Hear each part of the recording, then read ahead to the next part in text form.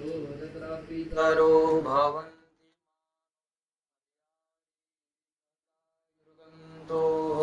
आदितिर्द्यौरदितिरन्तरिक्षमदितिर्माता स पिता स पुत्रः विश्वे देवा अदितिः पञ्चजनम् अदितिर्ज तमदितिर्ज नित्वम्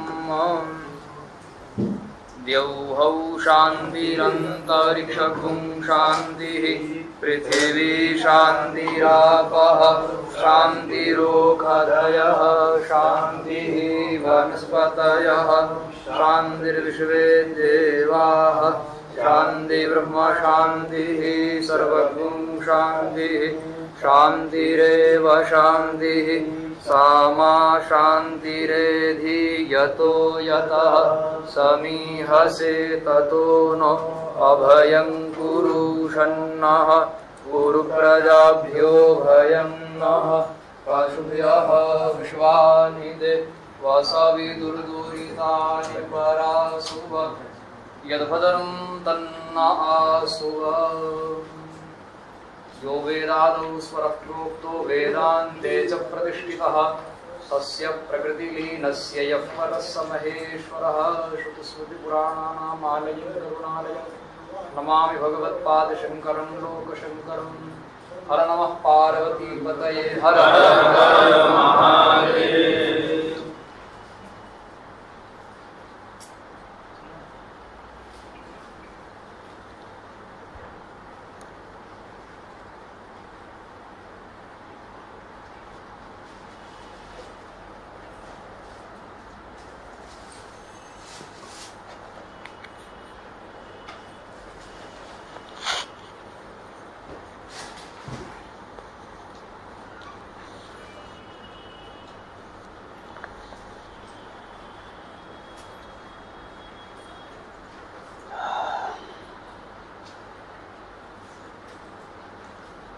हर्पेक्स के 4 महीने हो गए, भयंकर दर्द रहता है।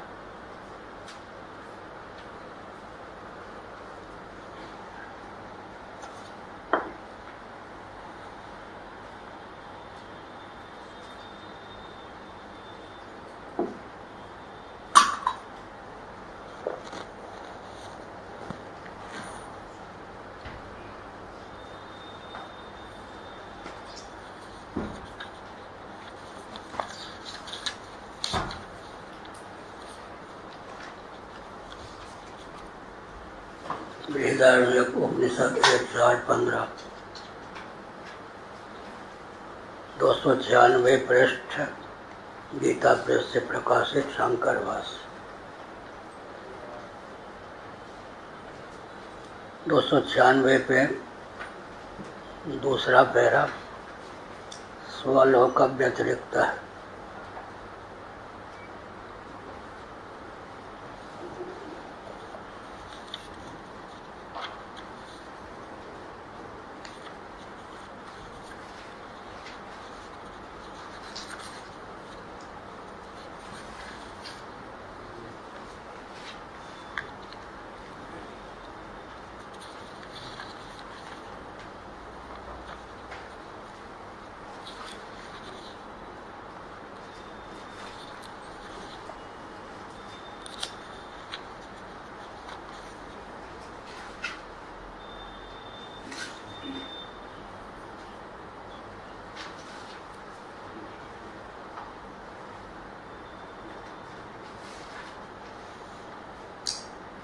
ओम पूर्णमदः पूर्णमिदं पूर्णात् पूर्णमुदच्यते पूर्णस्य पूर्णमादाय पूर्णमेवावशिष्यते। ओम शांति शांति शांति।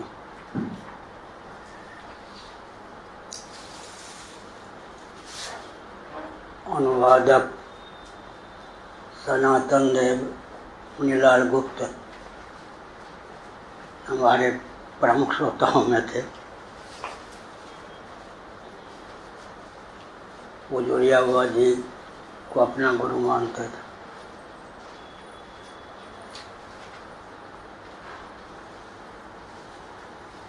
वृंदावन की बात।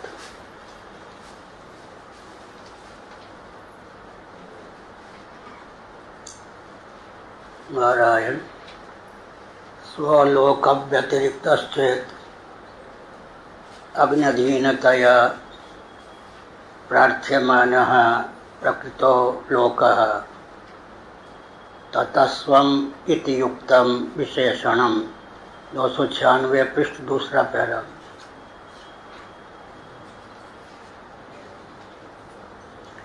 प्रकृत परलोक निवृत्त्यर्थत्वात् स्वत्वेन च अव्यभिचारात् परमात्मलोकस्य अविद्याकृतानां च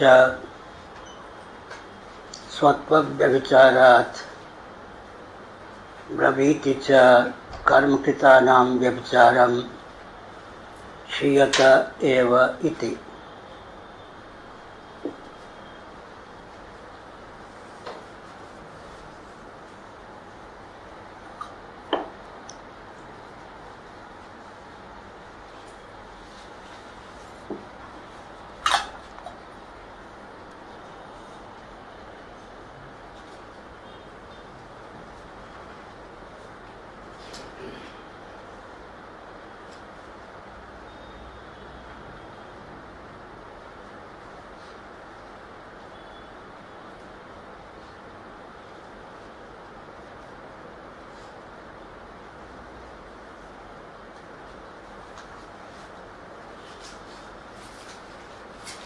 स्वलोक व्यतिरिक्तश्चेत् अग्न्यधीनतया।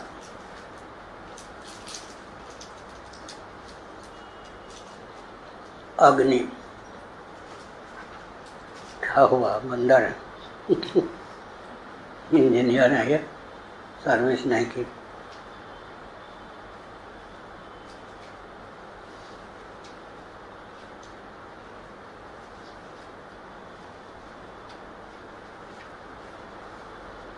ब्राह्मण भगवान के मुख माने गए हैं। अग्नि भी भगवान का मुख है। सो रहे हो क्या? ऐसे करके बैठो।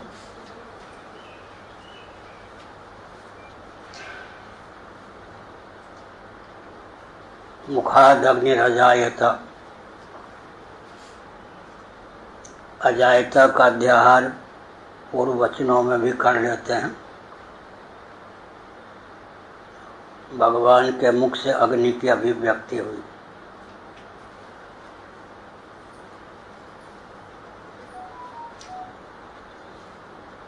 ब्राह्मणों से मुखमासीत, तो ब्राह्मण को भगवान का मुख कहा गया, अर्थात भगवान के मुख से ब्राह्मणों की अभिव्यक्ति हुई। इस प्रकार अग्नि और ब्राह्मण में एकत्व सिद्ध है। फिर कहीं ब्राह्मण होता हुआ अग्निहोत्री हो तो सोने में सुगंध।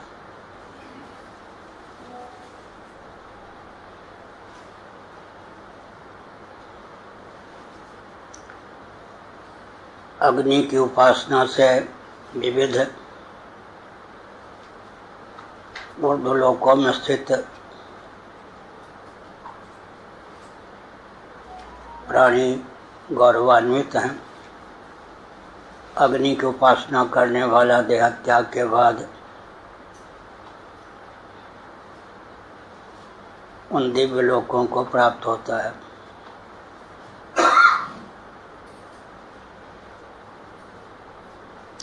अग्नि की अधीनता से जो प्रार्थना करते हैं उससे प्राप्त प्रकृति लोक स्वलोक से भिन्न हो, तभी स्वम या विशेषण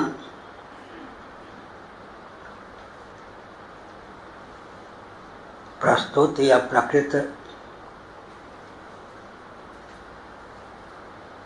परलोक की निवृत्ति के लिए होने के कारण सार्थक होगा।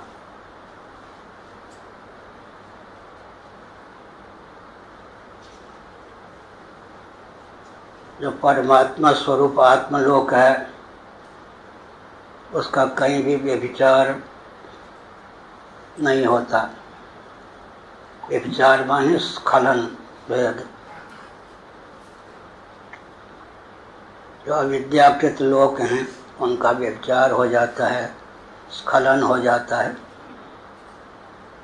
गीता में भगवान का वचन है, यद् गत्वा न निवर्तन्ते तद्धाम परमं मम। जहाँ जाकर जिसको प्राप्त कर, जिसको जानकर पुनःच्युति नहीं होती, वही भगवान का धाम है।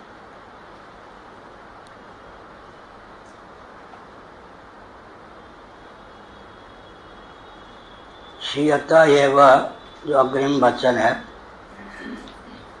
इससे सिद्ध है कि कर्मजन्य जो लोक हैं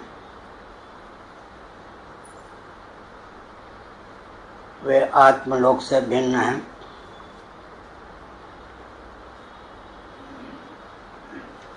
इस प्रकार आत्मा स्वप्रकाश होने के कारण परम लोक है।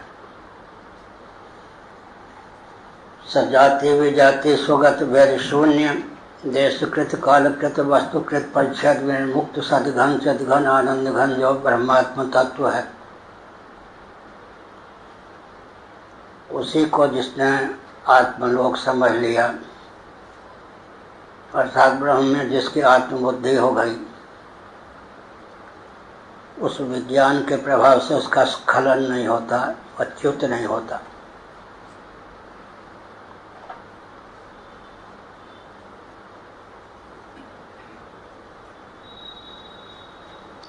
विचित्र बात यह है कि भले ही आत्म तत्व सबसे अतिक्रांत है, प्रकृति विकृति से अतीत है, लेकिन उस आत्म तत्व में सबका उद्भाषक है, उद्भाषण क्रिया का कर्तृत्व जिसमें समता प्रकाशते के समान उपचारित मात्र है।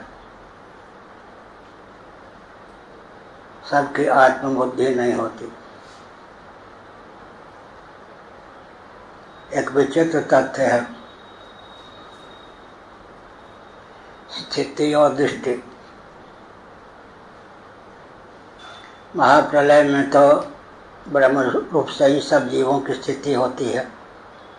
पृथ्वी आदि जो हैं पंचभूत, उनकी भी स्थिति ब्रह्म रूप से ही होती है, लेकिन दृष्टि न होने के कारण वह स्थिति भी व्यभिचारित हो जाती है। इसलिए स्थिति और दृष्टि दोनों में तालमेल हो यह आवश्यक है।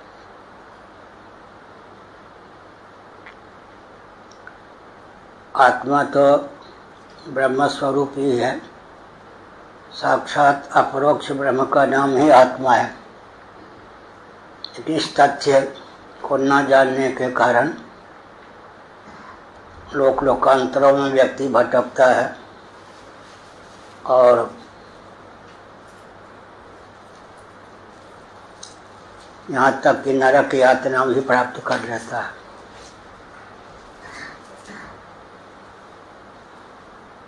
महाप्रलय में स्थिति तो ब्रह्मात्म रूप से ही है, हम दृष्टि के अभाव में उस स्थिति से च्युति हो जाती है। इसलिए दृष्टि और स्थिति दोनों में तालमेल हो।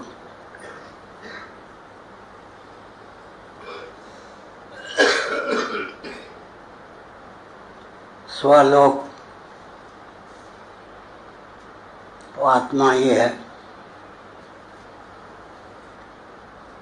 इसके अतिरिक्त जो लोक हैं उनमें आत्मबुद्धि न होने के कारण क्षीणे पुण्य मर्त्य लोकम विशंति, फिर जीव का पतन हो जाता है। मर्त्य लोक में ऊर्ध्वगति को प्राप्त जीव भी आ जाता है। इसलिए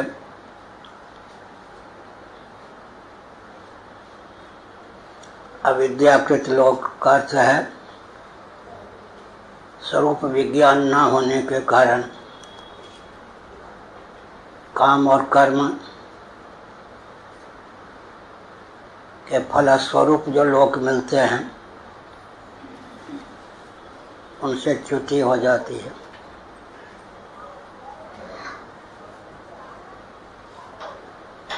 क्षीयते एव क्षीयता एव, अन्य लोक का तो क्षय हो ही जाता है। क्षणे पुण्य मर्त्यलोकम विसंति, तो तत्वज्ञ होते हैं उत्क्रमण पुनर्भव, इनसे रहित उनका जीवन होता है। देहत्याग के बाद सदा के लिए ब्रह्म स्वरूप होकर स्थित रहते हैं। देहेंद्रीय प्राणांतकरण में उनको प्राप्त नहीं होते।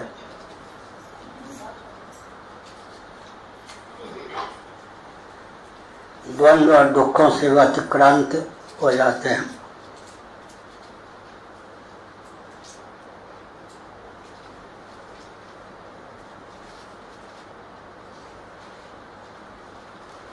ब्रह्मणा सृष्टा वर्णाः कर्मार्थम तच्च कर्म धर्माख्यम सर्वानेव कर्तव्यतया नियंत्री पुरुषार्थ साधनं च।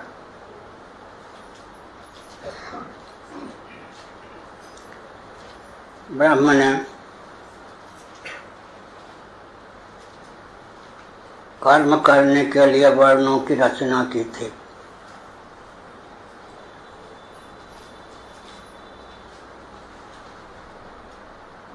धर्म संज्ञक जो कर्म है कर्तव्य रूप से सभी का नियंता है, पुरुषार्थ और साधन है।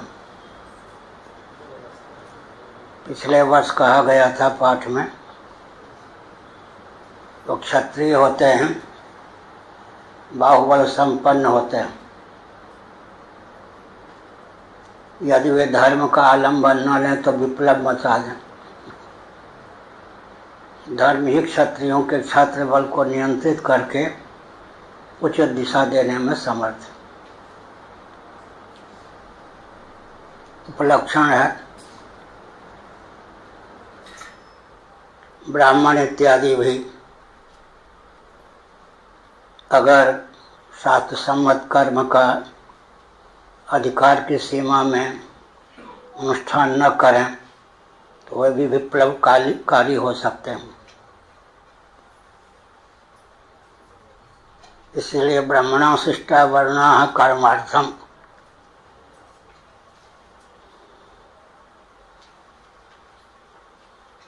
फलोन्मुख कर्म के कारण जन्म होता है, जन्म नियंत्रित वर्ण होता है, वर्ण नियंत्रित आश्रम होता है, फिर वर्ण आश्रम नियंत्रित कर्म होता है। कर्म से संपुटित जन्म वर्ण आश्रम सिद्ध होते हैं। जब तक व्यक्ति स्वयं को कर्ता समझता है तब तक उसके लिए कर्तव्य का विधान होता है। स्व की सीमा में ही कर्तव्य का निर्धारण होता है।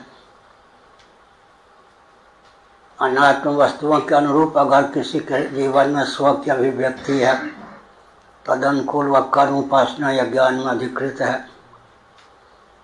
अगर आत्मा के अनुरूप ही आत्मबुद्धि है उसका कार्य कर्तव्य शेष नहीं रहता।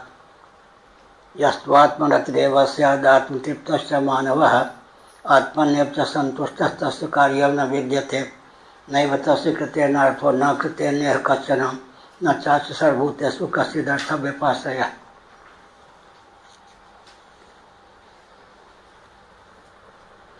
तत्वज्ञ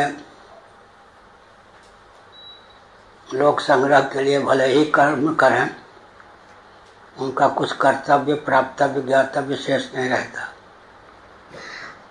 यद ज्ञात्वा न पुनर्भूय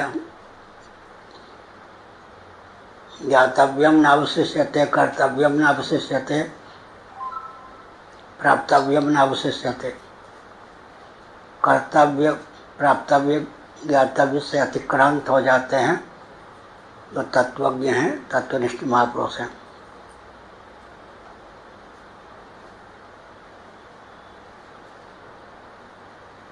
धर्माख्यम सर्वानेव कर्तव्यतया नियंत्रि पुरुषार्थ साधनंच।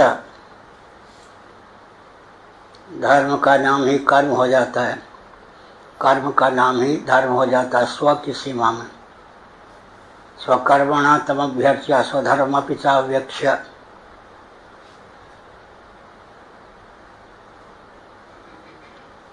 अगर स्व के अनुरूप ही स्व की अभिव्यक्ति हो, उसका स्फुरन हो, तो उसका कोई कर्तव्य प्राप्तव्य ज्ञातव्य नहीं रह जाता।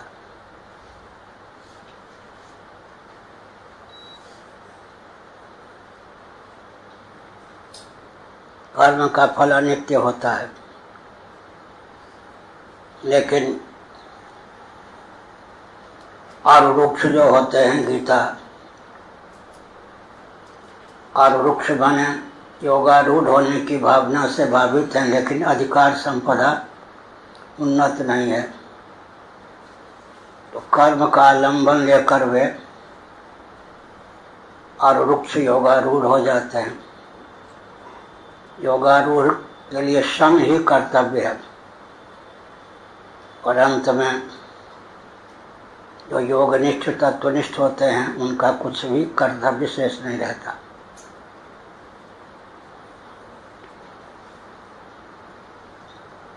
वायुयान है, हेलीकॉप्टर है, उस समय तक पृथ्वी पर उसे चलाते हैं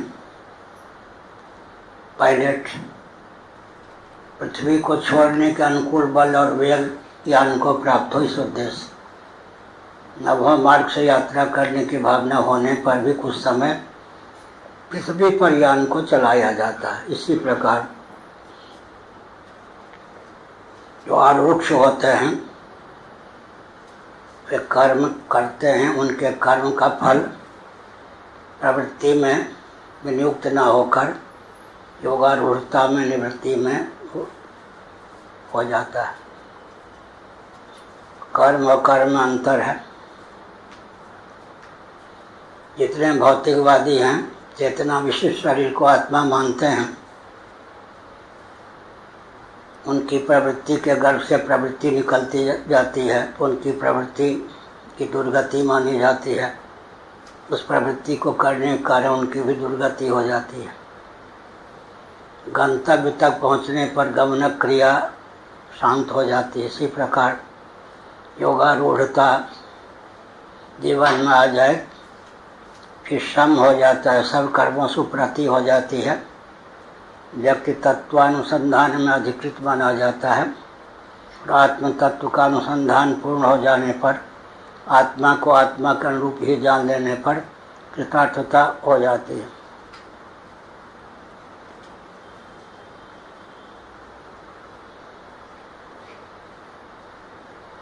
कर्म का फल मोक्ष नहीं हो सकता।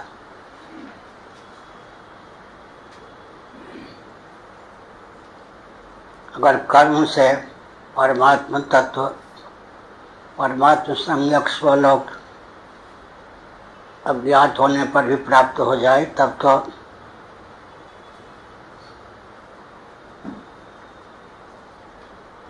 प्राप्तव्य रूप से उसी के लिए कर और क्या करने की आवश्यकता है। इसलिए कर्म का फल अनित्य होता है। जो कृतक होता है, मुंडक उपनिषद के अनुसार वो अनित्य होता है।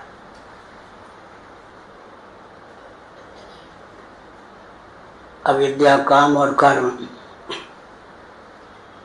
अविद्या के बाद काम, काम माने कामना, फिर कर्म। एक प्रक्रिया यह है, अविद्या, काम और कर्म। दूसरी प्रक्रिया यह है, जानाति इच्छति करोति। कर्म के मूल में इच्छा, इच्छा के मूल में ज्ञान। तो दोनों तृप्ति पर ध्यान दें। अविद्या भी एक प्रकार से ज्ञान है, ज्ञान भी एक प्रकार से अविद्या है। जानाति इच्छति करोति में जानाति शब्द का प्रयोग किया गया है।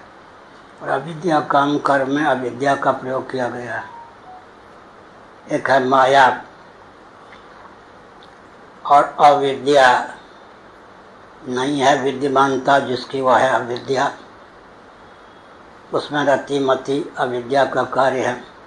माया नहीं जो, भले ही ईश्वर विद्योपाधिक हो मायोपाधिक हो, जीव अविद्योपाधिक हो, लेकिन माया और अविद्या दोनों ही बाध के विषय हैं। अविद्या नहीं जिसकी विद्यमानता वही माया नहीं जो, तत्वज्ञान से दोनों का बाध हो जाता है। निरुपाधिक आत्मा का विज्ञान होने पर उपाधि का बाध हो ही जाता है। फिर जीव सदा के लिए निरुपाधिक ब्रह्म स्वरूप होकर ही शेष रहता है।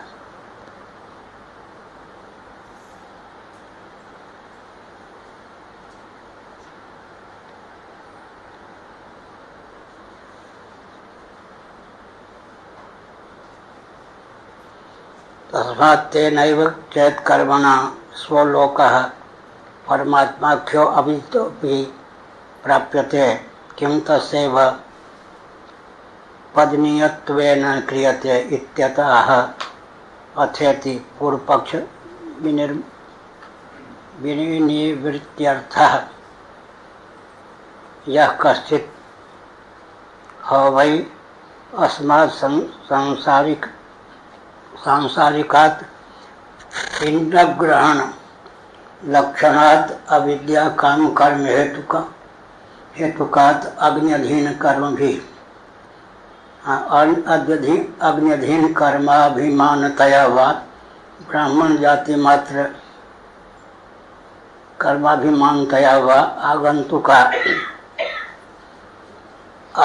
आगंतुकात् अस्वभूतात् लोकात् स्वं लोकम आत्माख्यम आत्मत्वेन अव्यभिचारित्वात् अदृष्ट्वा अहम ब्रह्मास्मि इति प्रैतिम्रियते। स यद्यपि स्वलोकः अविदितः अविद्यया व्यभितो अस्वल इव अज्ञातः एनम संख्यापूरणम् इव लौकिक आत्मानं न भुनक्ति न पालयति शोकमोह भयात् भयादि दोषापनयन।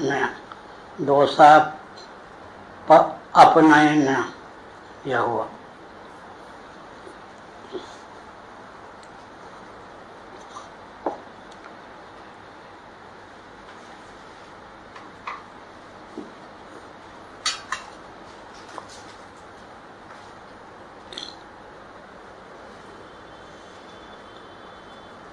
अत शब्द यहाँ पर पूर्व पक्ष के व्यावर्तन के लिए है। व्यावर्तन माने निरसन, निराकरण, निवृत्ति के लिए। कल बताया था एक पड़ोसी ब्राह्मण का नाम था निरसन झा। बच्चे तो विचित्र ही होते हैं। हमारी मंडली थी, 5-7 बच्चे थे, खेलते कूदते थे, आपस में कहते भोलानाथ, शिवानंद, रामकृष्ण, ये सब नाम का तो समझ में आ जाता। निरसन क्या है ये? बच्चे तो थे ही, कहते किसी पागल ने नाम रखा होगा। क्या बाद में जब आध्यात्मिक ग्रंथों का अनुशीलन किया, निरसन का अर्थ बहुत ऊंचा होता है। व्यावर्तन, इतर व्यावृत्ति, अपनोदन, निरसन, व्यावृत्ति, ऐसे ही।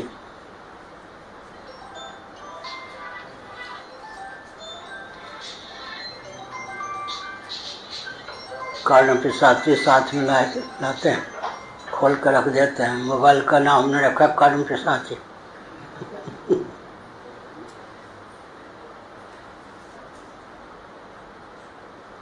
अब तो स्मशान में भी ले जाते हैं लोग। घर में भी एक दूसरे को कुशल नहीं पूछते, हेलो हेलो करते रहते। जिसने फोन का आविष्कार किया था उसकी सहेली का नाम हेलो था, नारायण।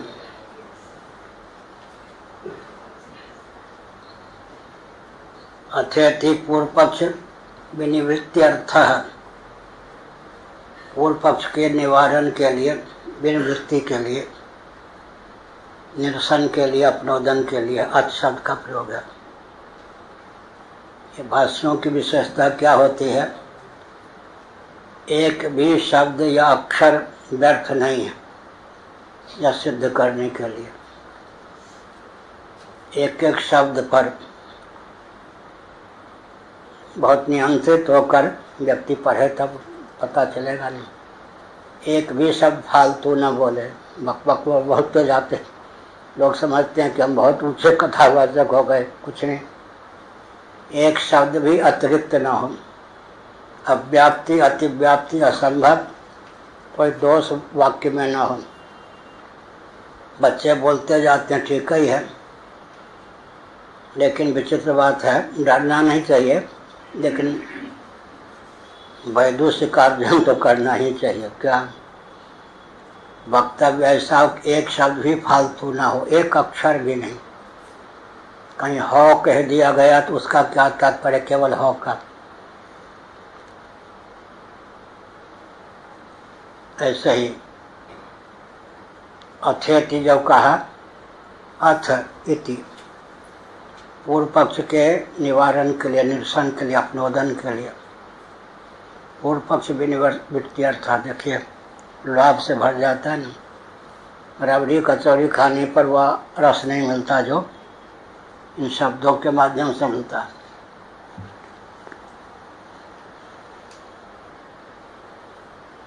एक बन महाराज डिग्री कॉलेज वृंदावन के दर्शन विभाग के अध्यापक आ गए, और विभागाध्यक्ष भी आ गए। हम पढ़ा रहे थे, दूसरे दिन से नहीं दिखाई पड़े। लेक्चर देने वालों को ये सब कहाँ समझ में आएगा, मन भी नहीं लगेगा, उब जाएंगे। लेकिन यहाँ विशेषता है कि मूल में एक एक शब्द जो है सार्थक है। हो क्यों कहा गया, अथ क्यों कहा गया, उस पर विचार कर रहे।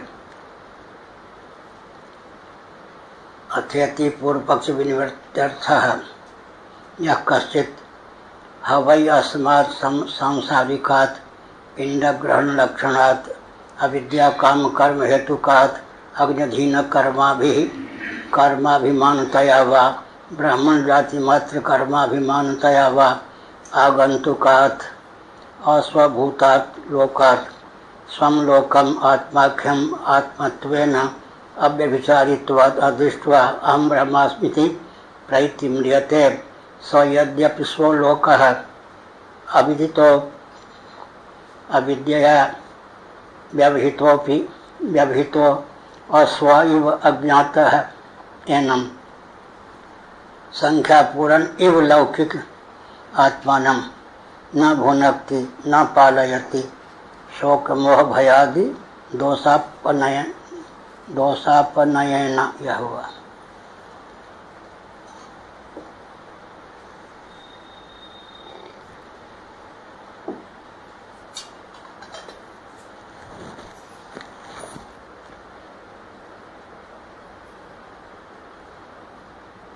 अब इव कह दिया गया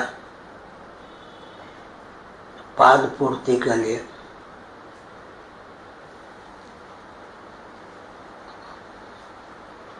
अतिरिक्त शब्द का प्रयोग किया जाता है। मित अमित स्वर और सम्मिलित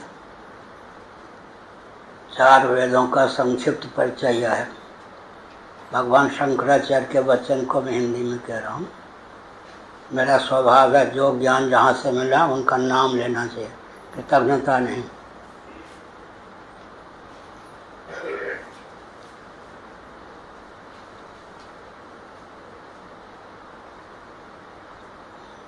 स्व किसी ने कहा मेरा कर्तव्य क्या है, उससे पूछा जाएगा कि आप कौन हैं। स्व की सीमा में ही कर्तव्य का दायित्व का विधान होगा या नहीं। जिसने स्व के अनुरूप ही स्व को जान लिया उसका कोई कर्तव्य नहीं। दो प्रकार के व्यक्ति होते हैं, कृतार्थ भूमि में अकृतार्थता का भ्रम पालने वाले, अकृतार्थ भूमि में कृतार्थता का भ्रम पालने वाले।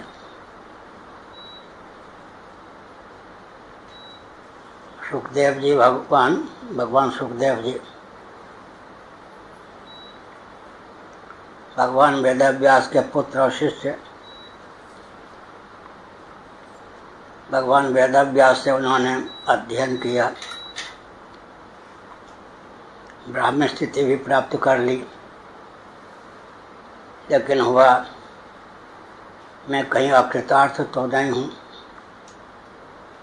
इसलिए विद्वान पिता भी पुत्र को अन्य जगह भेजते हैं पढ़ने के लिए। पिता में पितृबुद्धि ही होती है।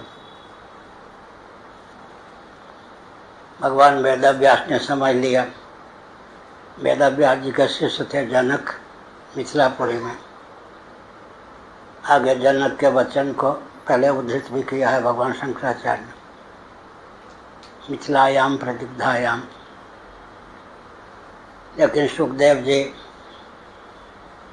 न भव मार्ग से गमन करने में समर्थ थे। भगवान वेदव्यास जी ने कहा,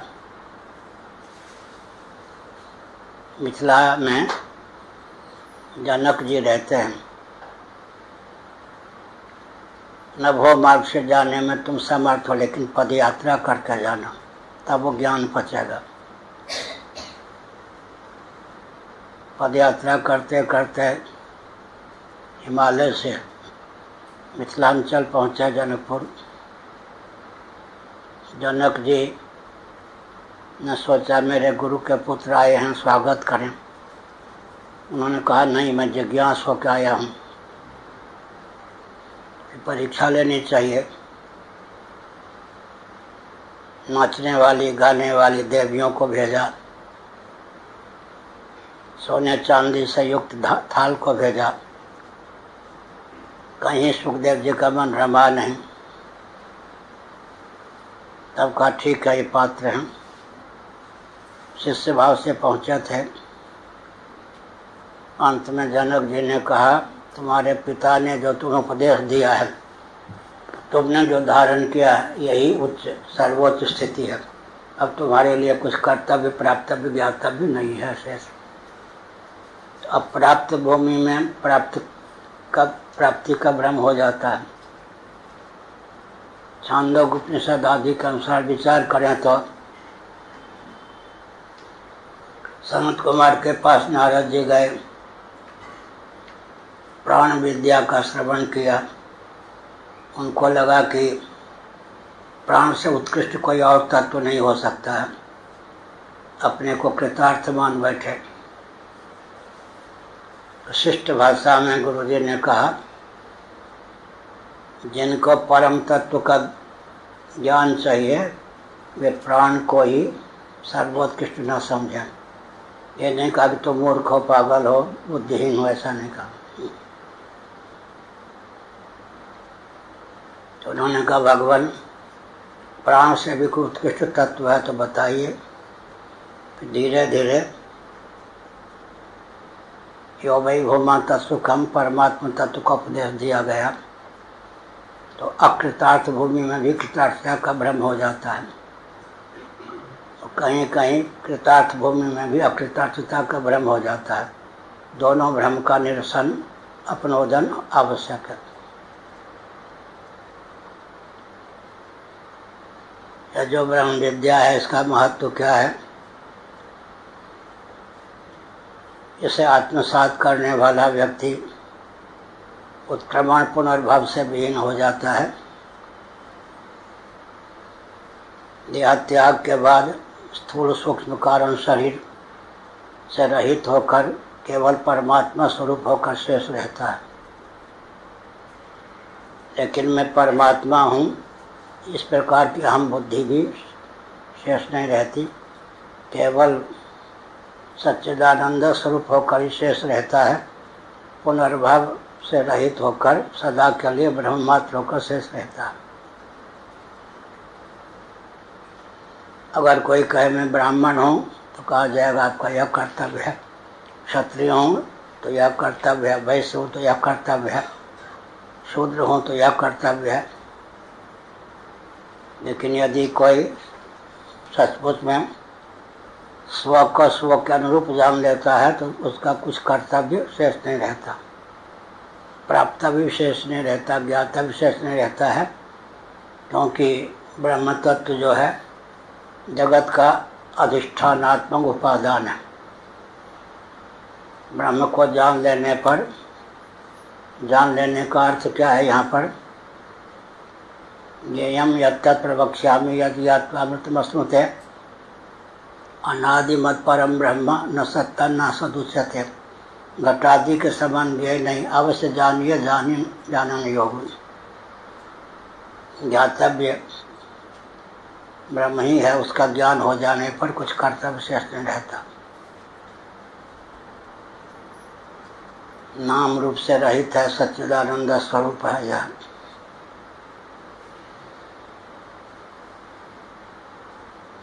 ब्राह्मण जाति मात्र कर्माभिमानतया, ब्राह्मण जाति मात्र कह दिया शंकराचार्य, मैं ब्राह्मण ही हूँ। इस प्रकार इसका भी क्लिष्ट अक्लिष्ट उपयोग होता है। क्या समझते हो, ब्राह्मण हूँ श्राप दे दूंगा एक क्लिष्ट उपयोग हो गया। ब्राह्मण होकर मैं ऐसा काम क्यों करूं भाई, यह क्लिष्ट उपयोग हो गया। एक छत्तीसगढ़ में कोई वैष्णव कहे जाने वाले व्यक्ति थे। उन्होंने किसी से रुपये लिए, कालांतर में जब मांगने आया तो कहा मैं वैष्णव हूँ, श्राप दे दूंगा। बेचारा डर गया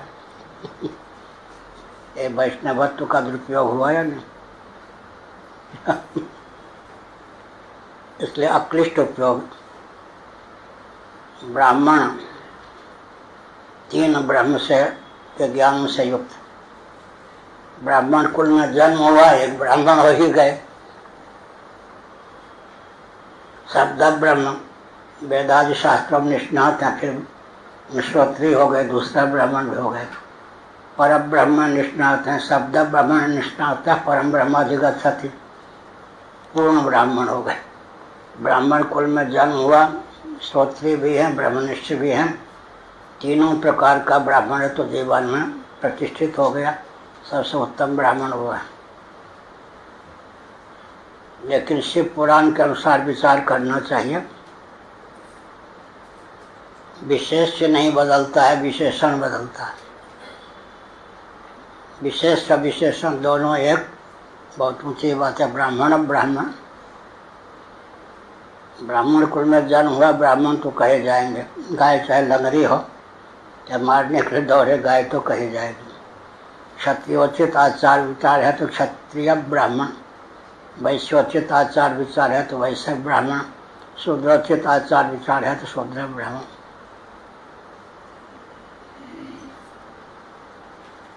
हरिश्चंद्र को तो पुरानी भाषा में श्मशान में डोम राजा के यहाँ चाकरी करने के लिए बाध्य होना पड़ा, लेकिन शिखा सूत्र को फेंक दिया, ऐसा तो नहीं है। परिस्थितिवश कोई हरिश्चंद्र के समान जीविकोपार्जन के लिए निकृष्ट काम भी करे तो भी बात जो है उचित कर्म करने योग्य परिस्थिति हो, ब्राह्मणोचित कर्म करने योग्य परिस्थिति हो, फिर अपने धर्म का पालन करें। आपातकाल में तो सामान्य धर्म का ही पालन करता है, वो भी धर्म के रहस्य को नहीं जानता। आपातकाल के निवृत्त हो जाने पर आपातकालिक धर्म को ही अपनाता है, वो भी धर्म के रहस्य को नहीं जानता। दुर्योधन की ओर से प्रस्ताव आया, इतने समय तक भिक्षावृत्ति से जीवित रहे पांडव, से जीवन में भिक्षावृत्ति से काट लें। उन्होंने कहा उस समय विशेष धर्म का पालन किया, आपातकालिक। अब वो आपातकाल भी व्यतीत हो गया है। अब मैं क्षत्रियोचित शौर्य का परिचय दूंगा, यह बात है।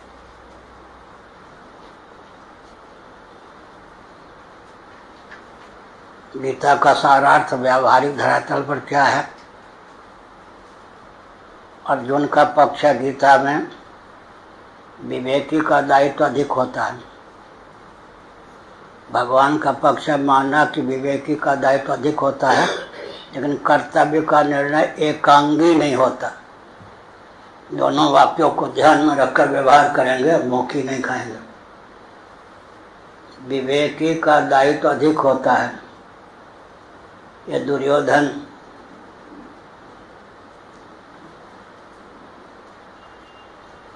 आदि भले ही हमको युद्ध करने के लिए बाध्य करें, लेकिन हम विवेकी हैं। इनके द्वारा जो विप्लवकारी अभियान चल रहा है उससे दूर रहें, भले भिक्षावृत्ति से जीवन निर्वाह करना पड़े। भगवान का पक्ष माना कि विवेकी का दायित्व अधिक होता है, कर्तव्य का निर्णय एकांगी नहीं होता। भगवान जैसे माध्यम कौन बनेगा, शांति दूत कौन बनेगा? लेकिन भगवान भी समझौता नहीं करा सके। 5 पांडवों के लिए दुर्योधन 5 गांव दे दो,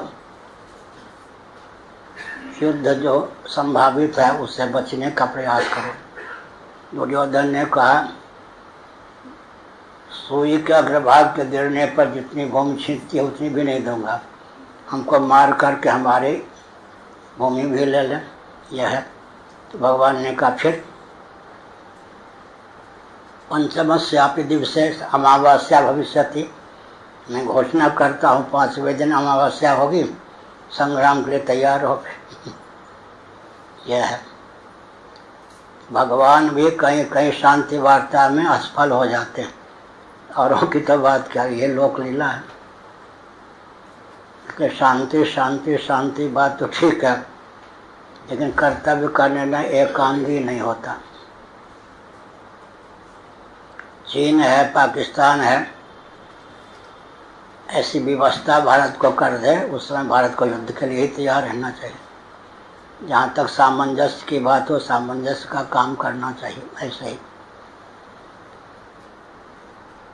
ब्रह्म विद्या है, व्यवहार में उतारने की विधा का भी ज्ञान होना चाहिए।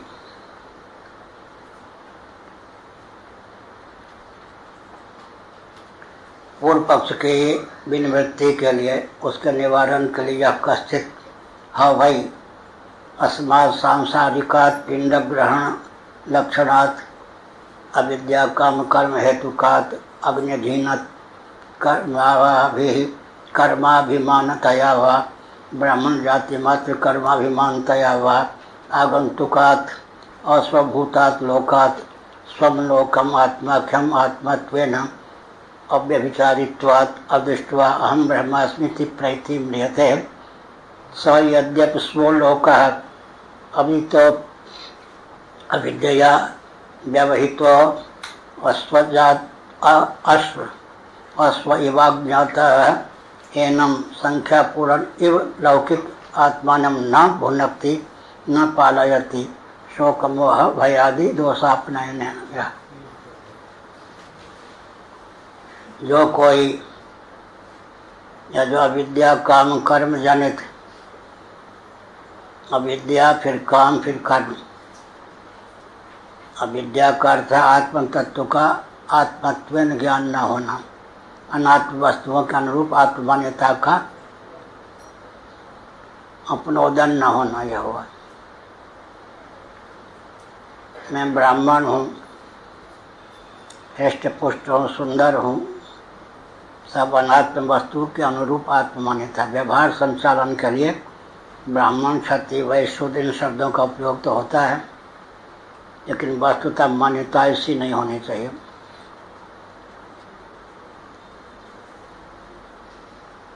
मैं प्राणी हूँ, प्राण में तादात्म्यपत्ति को लेकर यह भावना उदित होती है।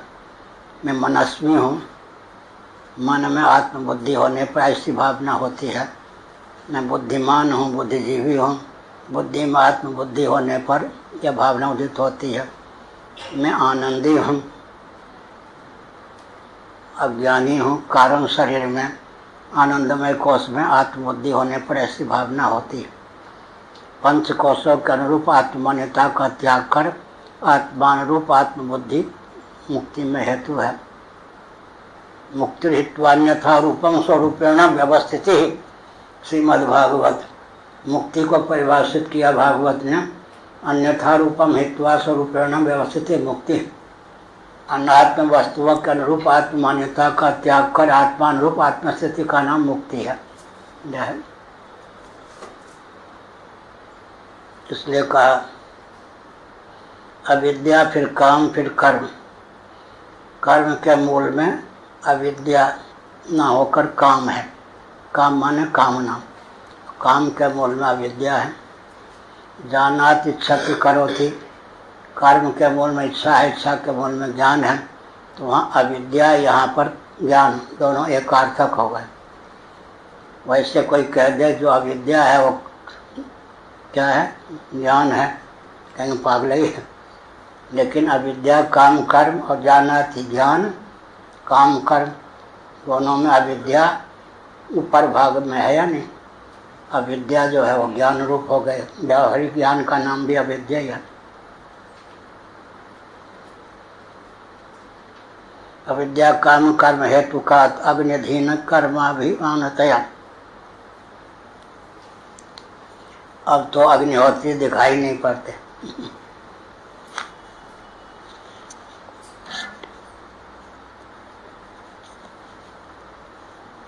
एक थे राजेश्याम खेमका, गीता प्रेस के संपादक भी हुए।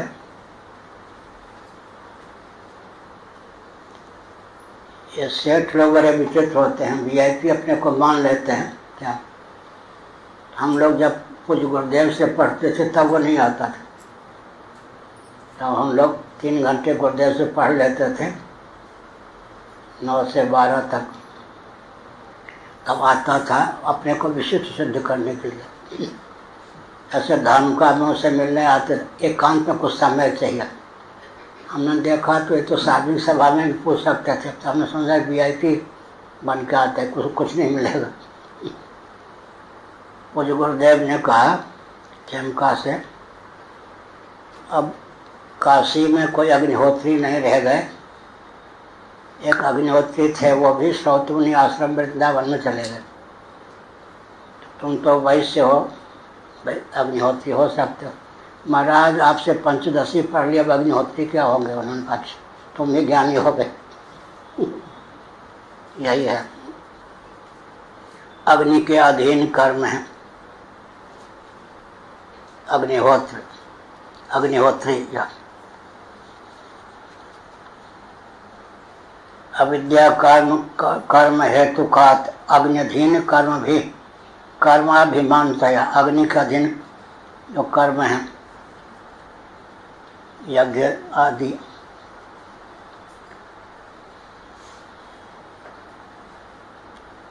अग्नि के अधीन बहुत से कर्म हैं जो अग्नि के अधीन ही होते हैं।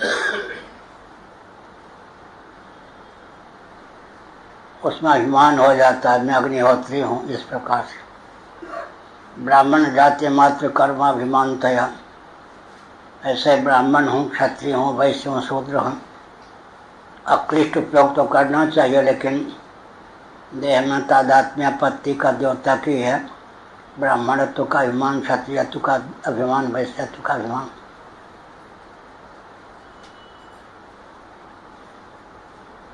आगंतुकात अस्वभूतात लोकात। आगंतुक जो लोक है वस्तुतः जो आत्मा स्वरूप लोक नहीं है। अस्वभूतात लोकात, आत्मा स्वरूप जो लोक नहीं है। अर्थात 2 प्रक्रिया होती है। एक इतर व्यावृत्ति, पार्थिव प्रपंच नहीं, पृथ्वी नहीं, जल नहीं, तेज नहीं, मैं, वायु नहीं, आकाश नहीं, अव्यक्त नहीं, इतर व्यावृत्ति। अंत में आत्मा फिर बाद में क्या होता है, वेदांता प्रस्थान के अनुसार आत्मा जगत का अभिन्न निमित्तोपादान कारण है। आधुनिक भाषा में मेकर और मेटर दोनों ही है। तो इसका मतलब पहले व्यावर्तन या नहीं, बाद में सब कुछ। मैं अव्यक्त भी हूँ, आकाश भी हूँ, वायु भी हूँ, तेज भी हूँ, जल भी हूँ, पृथ्वी भी हूँ, पार्थिव प्रपंच भी हूँ, सर्व रूपों में मैं ही समुल्लसित हूँ।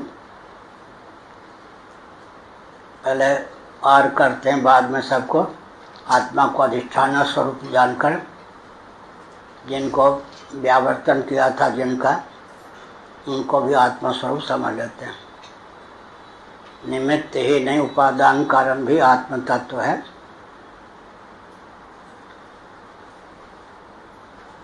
निमित्त माने निर्माता, उपादान कारण भी आत्म तत्व है। निमित्त और उपादान दोनों ही आत्म तत्व है। जगत बनाने वाला, जगत बनने वाला दोनों ही आत्मा ही है। एक ही परमात्मा तत्व विशुद्ध सत्व के द्वार से जगदीश्वर रूप में उल्लसित होता है, मलिन सत्व के द्वार से जीव रूप में समुल्लसित होता है, तमः प्रधान प्रकृति पंचभूतों के द्वार से जगत रूप में समुल्लसित होता है। जीव जगत जगदीश्वर का मौलिक स्वरूप सच्चिदानंद तत्व ही है। इस रहस्य को जो जान जाता है वो तत्वज्ञ फिर उत्क्रमण पुनर्भव को प्राप्त नहीं होता। देह त्याग के बाद सदा के लिए ब्रह्म स्वरूप होकर ही शेष रहता है।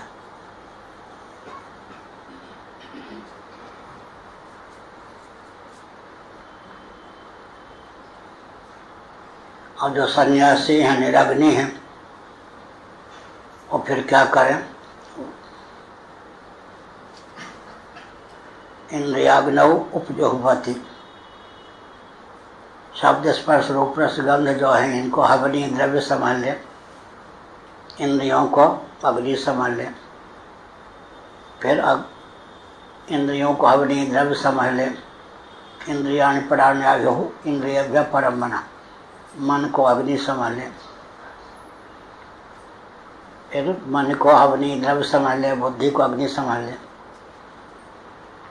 फिर बुद्धि को अग्नि द्रव्य समझ ले, आत्म चैतन्य से अधिष्ठित अव्यक्त को अग्नि समझ ले। फिर अव्यक्त को अग्नि द्रव्य समझ ले, आत्मा को अग्नि समझ ले। यज्ञम यज्ञेन उपजुह्वति, यज्ञो वै विष्णु। यज्ञम यज्ञेन उपजुह्वति का अर्थ क्या हुआ? सोपाधिक आत्मा को निरुपाधिक आत्मा में हवन कर देते हैं। उपाधि का भी निरसन हो गया। यज्ञम यज्ञेन उपजुह्वति।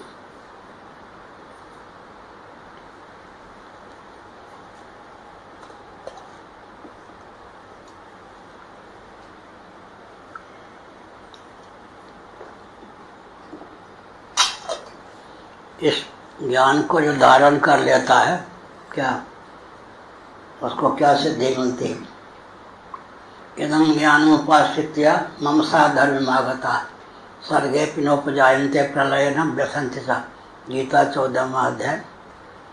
अर्जुन, जब जिस ज्ञान का मैं उपदेश करने जा रहा हूँ उसको धारण कर लेने पर भगवद रूप ही हो जाता है। मेरे साधर्म को व्यक्ति प्राप्त कर लेता है।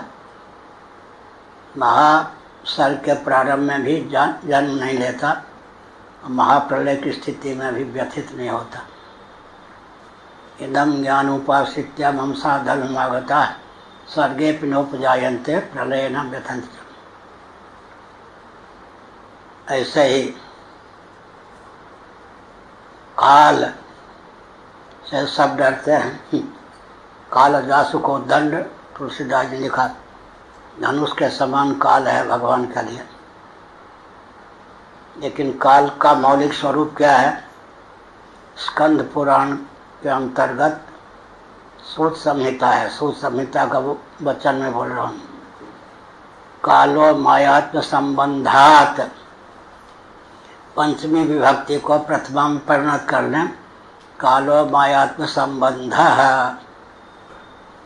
माया और परमात्मा, परमात्मा और परमात्मा की शक्ति दोनों के संयोग का नाम काल है, संबंध का नाम। संबंध दुष्ट होता है, जैसे दो उंगलियों का संबंध है, तो वो संबंध भी इस पर भी जाएगा, इस पर भी जाएगा। संबंध तो संबंध है ही, इसलिए काल का नाम भी कालो मायात्म संबंधात, माया का नाम भी काल है, परमात्मा का नाम भी काल है, और दोनों के संबंध का नाम भी काल है। काल के जब मौलिक स्वरूप को जान लेता है वो काल का काल हो जाता है, महाकाल हो जाता है। उज्जैनी में है ना महाकाल। ये सब जो ज्ञान है अगर व्यक्ति धारण कर ले तो क्या है, विधि ही विधिता, शिव ही शिवता, ये जो दही ब्रह्मा विष्णु महेश सर्व रूपों में समुल्लसित हो जाए। ब्रह्मा विष्णु महेश को भी अपने से भिन्न न समझे, लेकिन पायो ज्ञान भक्ति नहीं तजी, पिता पिता ही रहेंगे, ब्रह्मा ब्रह्मा ही, सर्वात्म भाव की सिद्धि हो जाती है। इसलिए उसका कोई बाल बांका नहीं कर सकता। सुनने समझने की चीज है। एक व्यक्ति अपने जीवन में दिव्यता को धारण करता है, वह तो लाभान्वित होता ही है। उस दिव्यता का प्रभाव दसों दिशाओं में या चतुर्दिक पड़ता है। भगवान सूर्य अपने मंडल पर भ्रमण करते हैं, लेकिन उनकी रश्मियाँ केवल सूर्य मंडल तक ही सीमित थोड़े है। चंद्रमा भी अपने मंडल पर भ्रमण करते हैं, लेकिन उनकी रश्मियाँ चंद्रमंडल तक ही सीमित है, संभव है। एक व्यक्ति अहिंसा व्रत से संपन्न अहिंसक है, उसके जीवन में क्या सिद्धि मिलती है, तत्सन्निधौ वैर त्याग। वो कहीं भी रहेगा चतुर्दिक, परस्पर लाग डांट रखने वाले प्राणी भी वैर विहाय चले सच संग। लाभ हुआ है नहीं, यम में अहिंसा है या नहीं। सत्य,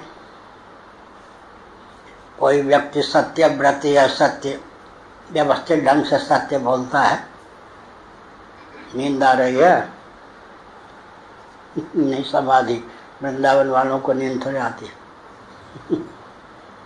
एक व्यक्ति अगर सत्य का पालन करता है, उसकी सिद्धि जीवन में, लोग कहते हैं हम सिद्धि नहीं चाहते। सिद्धि क्यों नहीं चाहते? फलोपलब्धि का नाम ही सिद्धि है या नहीं? ज्योमेट्री आदि में शादी की सिद्धि होती है नहीं? फल तो सब चाहते हैं। भोजन की सिद्धि क्या है? भूख की निवृत्ति, तुष्टि पुष्टि। अनुकूल भोजन मिल जाए तो 3 फल प्राप्त होते हैं या नहीं? पहले भूख की निवृत्ति, फिर पुष्टि, देहेन्द्रिय प्राणांतःकरण में, फिर तृप्ति, भोजन करे तृप्ति तक लागी, भोजन का अंतिम फल है तृप्ति। अहिंसा का फल क्या है? एक अहिंसक की विद्यमानता से चतुर्दिक परस्पर लाग डांट रखने वाले प्राणी भी वैर विहाय चले संग।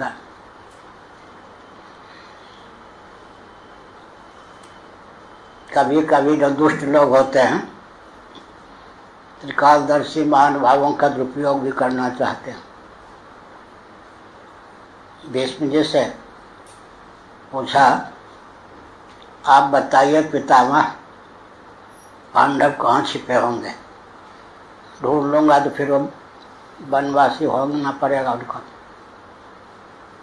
गणित का विज्ञान चलाया भीम जी ने, 6 मास अधिक मास ये सबको देख करके उन्होंने समझा कि वनवास की अवधि अब उनकी पूर्ण हो गई है, तो बता दें। बाद में निर्णय तो मेरे पास ही आएगा, मैं गणित का ज्ञान दूंगा, अवधि पूर्ण हो गई।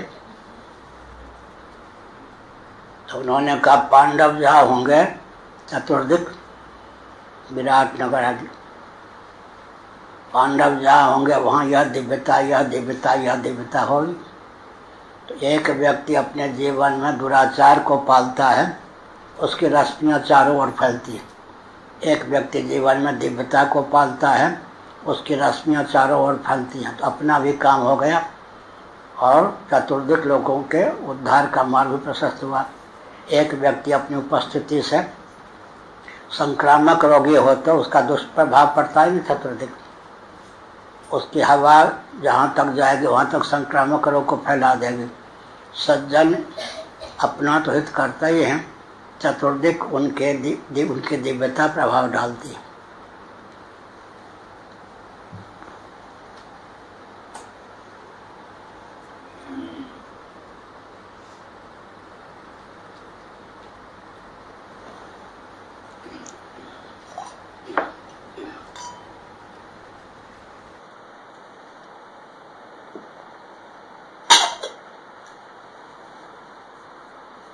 तो काल के बारे में मैंने कहा, पृथ्वी जल तेज वायु के जो परमाणु हैं, सूर्य की रश्मियाँ जितने क्षणों में उनको व्याप्त कर लेती है, उसी का नाम है परमाणु काल। लेकिन मूल काल का है कालो मायात्म संबंध। परमात्मा और उनकी शक्ति माया दोनों के संबंध का नाम काल है। अर्थात परमात्मा का नाम काल है, माया का नाम काल है, दोनों के संयोग का नाम काल है। इस तथ्य को जो जान जाता है उसका बाल बांका कोई नहीं कर सकता है। करोड़ों एटम बम भी उसका बाल बांका करने संभव नहीं। ये सब मैं इसलिए कहता हूँ, केवल पढ़ लिया पढ़ा लिया यानी निष्ठा भी जीवन में आनी चाहिए, दिव्यता का संचार होना चाहिए।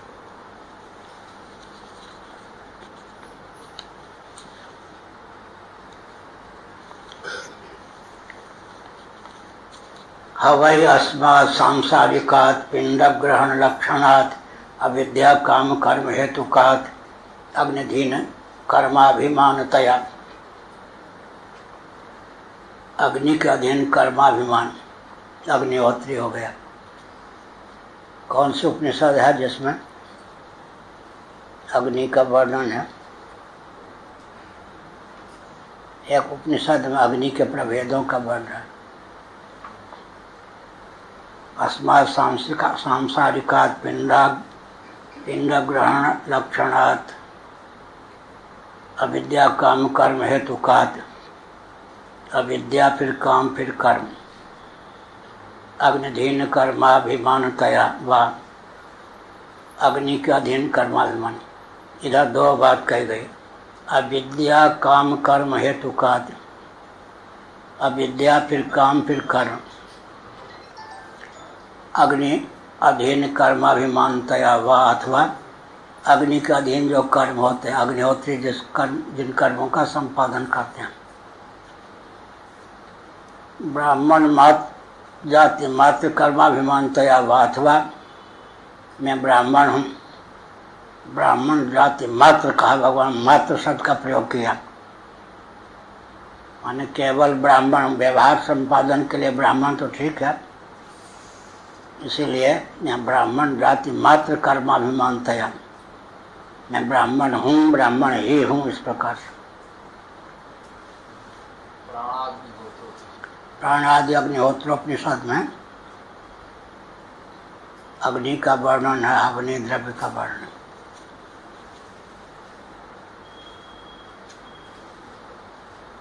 आगंतुकात् स्वभूतात् लोगात्, आगंतुक लोग होते हैं। बचपन में मिडिल स्कूल में हम जाते थे 3 किलोमीटर उत्तर की ओर कलवाही।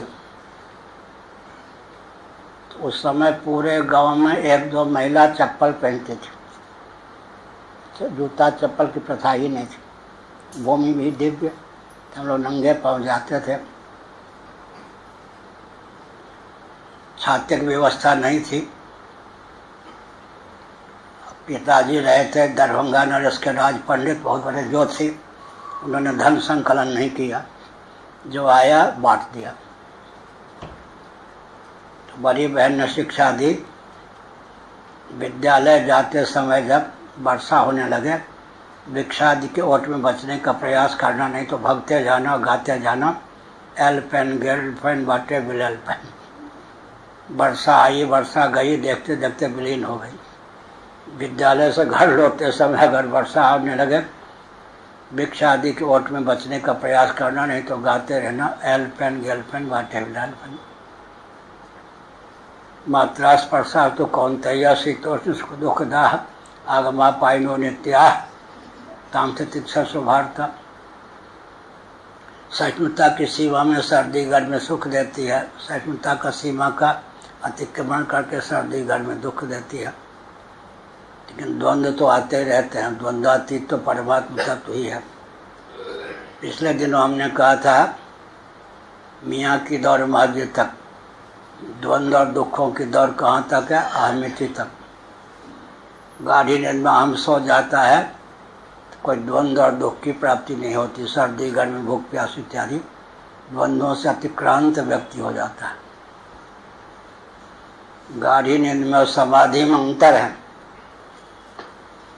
तत्वज्ञ के लिए निद्रा समाधि स्थिति ही, निद्रा भी समाधि है। निद्रा को समाधि बनाने की क्षमता होनी चाहिए। निद्रा में क्या होता है? प्राण से प्रज्ञा शक्ति तादात्म्यपन्न हो जाती। प्रज्ञा माने बुद्धि। समाधि में प्रज्ञा शक्ति से प्राण शक्ति तादात्म्यपन्न हो जाती है। एक में प्रज्ञा की प्रधानता, एक में प्राण की प्रधानता है। प्रज्ञा प्राण दोनों में। प्रज्ञा में प्राण शक्ति की तादात्म्यपत्ति हो जाए, तादात्म्यपत्ति माने एकत्व, तो उसका नाम है समाधि। प्राण में प्रज्ञा शक्ति का एकत्व हो जाए तो उसका नाम है सुषुप्ति। अन्य अविद्या, फिर अग्रहण, फिर अन्यथा ग्रहण, इन तीनों से जो मुक्त हैं उनके लिए निद्रा भी क्या है? समाधि है। तत्वज्ञ की निद्रा भी समाधि हो जाती है। निद्रा समाधि स्थिति। अविद्या, अग्रहण, अन्यथा ग्रहण। अन्यथा ग्रहण के मूल में अग्रहण, अग्रहण के मूल में अविद्या। रस्सी को सर्प समझ लिया, अन्यथा ग्रहण है। रस्सी को रस्सी नहीं समझा, अग्रहण है। इस प्रकार से अन्यथा ग्रहण, अग्रहण दोनों के मूल में अविद्या। अविद्या फिर काम, फिर कर्म, अग्नि के अधीन। प्राणाग्नि, अग्निहोत्रोपनिषद आदि में विस्तार पूर्वक वर्णन। ब्राह्मण जाति मात्र के कर्माभिमान के कारण, ब्राह्मण जाति मात्र कर्माभिमानतया हुआ आगंतुकात अश्वभूतात लोग आता। आगंतुक जो अश्वभूत लोग हैं, आत्मा जिनसे अतिक्रांत है, वास्तव में लोक माने शरीर भी होता है। अनित्यम असुखम लोकम इमं प्राप्य वजस्वम। यहाँ लोक का अर्थ क्या हुआ? शरीर। अनित्यम असुखम लोकम इमं प्राप्य वजस्वम। और बाह्य लोक भी होता है, व्यष्टि भी लोक है, समष्टि भी लोक।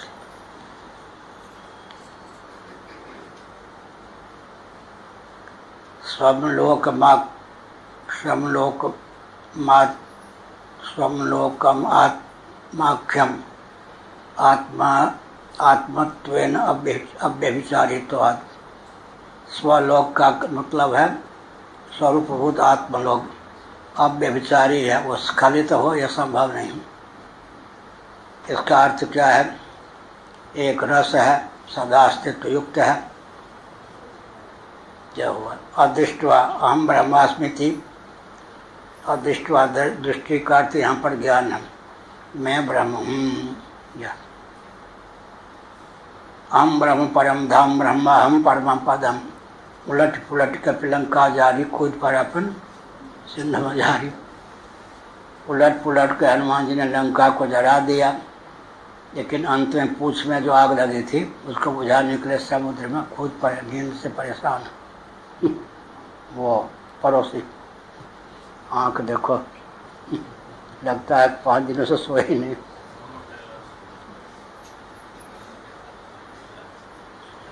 उलट पुलट कपिलंका जारी, कूद पड़ा पुन क्या है? सिंधु में जारी।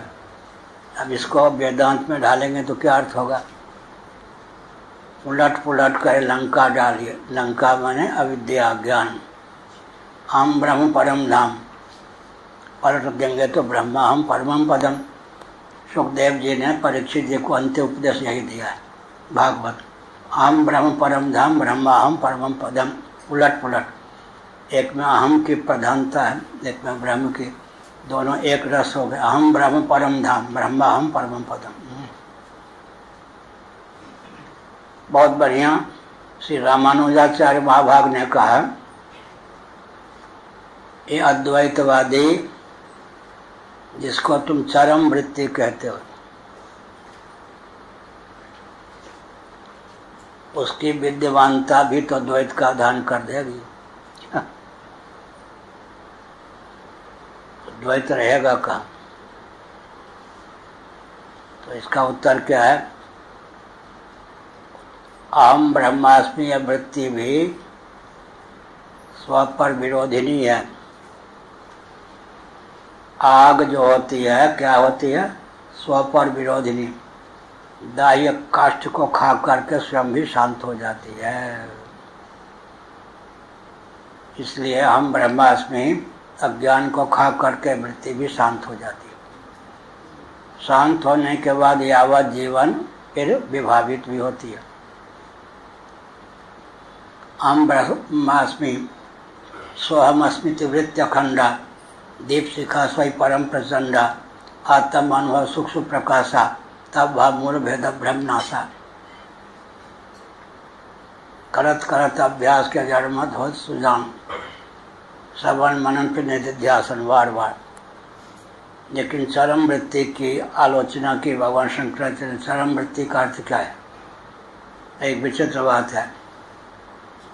मैंने केवल देखा है, न तो मैं साइकिल पर कभी बैठा हूँ, चलाना नहीं जानता, न मोटरसाइकिल, दूसरों को देखा है।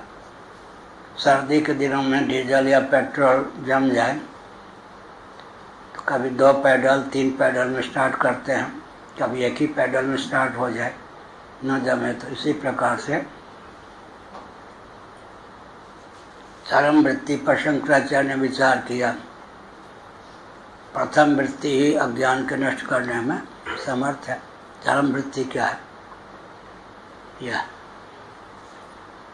तो प्रथम वृत्ति भी अविद्या, नहीं तो निधिध्यासन, श्रवण मनन निधिध्यासन, वेदादि शास्त्र सम्मत विधा से षड्विध लिंगों से, उपक्रमोपसंहार आदि षड्विध लिंगों से आत्मा की ब्रह्म रूपता, ब्रह्म की आत्म रूपता, आत्मा स्वरूप ब्रह्म में, ब्रह्म स्वरूप में ब्रह्म स्वरूप आत्मा में प्रकृति सहित प्रपंच की अध्यस्तता का ज्ञान हो जाए, काम बन जाएगा। नहीं तो बार बार अभ्यास भी आवश्यक है।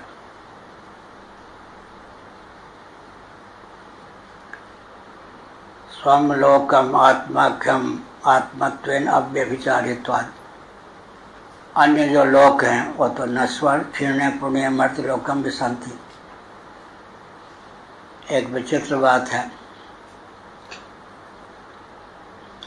आज जो बुरा न मानो होली है, आज जो सूर्य बन के चमक रहे हैं, कितने तेजस्वी होंगे, लेकिन सूर्य होकर के भी तत्वज्ञान संपन्न नहीं है तो क्षीणे पुण्य मर्त लोकम विसंति। ये बृहदारण्यक में पहले आ चुका है। आज जो सूर्य होकर विद्यमान हैं वे भी यदि तत्वज्ञ नहीं है तो पूर्ण क्षीण होने पर आज जो देवराज इंद्र होकर विद्यमान है कल भिखारी भी हो सकते हैं। इसलिए देवता भी तत्वज्ञान प्राप्त करके ही अच्युत होते हैं, नहीं तो वो भी पतन को प्राप्त होते हैं। क्षीणे पुण्य मर्त लोकम विसंति। अब ब्रह्मलोक भी गया, दोनों प्रकार के वचन सत्य हैं, ठीक है।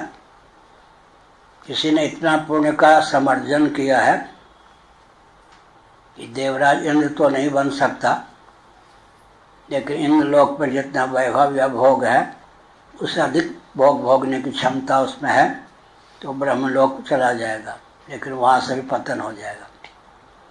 एक मोक्षा के प्रभाव से अगर ब्रह्मलोक गया तो ब्रह्मा जी उसको तत्व ज्ञान देंगे। ब्रह्मा कोई व्यक्ति जीव हो सकता है, लेकिन ब्रह्मा होकर अज्ञ नहीं रहेगा। तत्व ज्ञान तेने ब्रह्म हृदय आदि कवय मोहयंत यत् सूरय, आदि का विकार होता है ब्रह्मा। तेने ब्रह्म हृदय आदि कवय मोहयंत यत् सूर्य, हृदय मनसैव भगवान अंतर्यामी परमात्मा उनके हृदय में। तेषामेवानुकम पार्थम हम अज्ञानजम तमः नाशया आत्मभावस्थ, आत्मभावस्थ होकर उपदेश दे देते हैं भगवान, तो ब्रह्मा भी मुक्त हो जाते हैं। तेने ब्रह्म हृदय आदि कवये मुह्यन्ति सूर्य, सूर्य माने विचार कुशल मनीषी।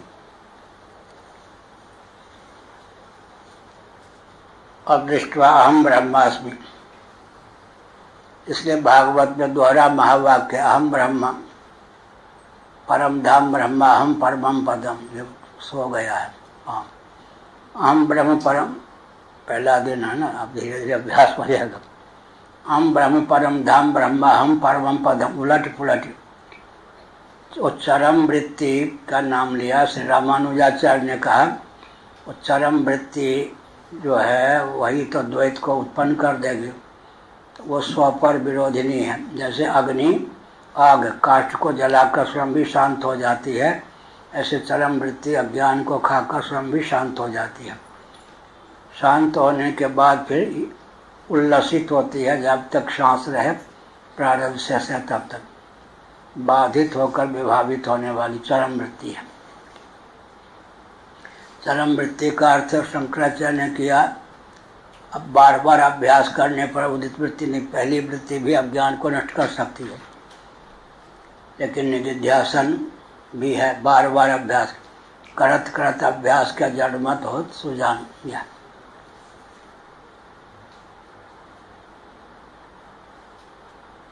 अहम ब्रह्मास्मेति, अहम ब्रह्म परम धाम ब्रह्म अहम परमम पदम। सौत्यता ही तो ही नहीं भेदा, वारी बिचिम गावही भेदा।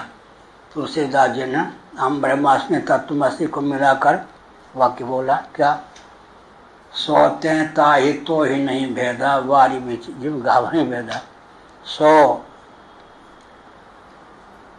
तय ताई वह तू ये उसमें सो ताई तो ही नहीं भेदा, बारी बीच जिम गावही भेदा। बारी माने जल, बीच माने तरंग। एक विचित्र बात है कोई चतुर्चित्र हम माई का लाल, सोने के लिए बहुत बढ़िया स्थान होता है।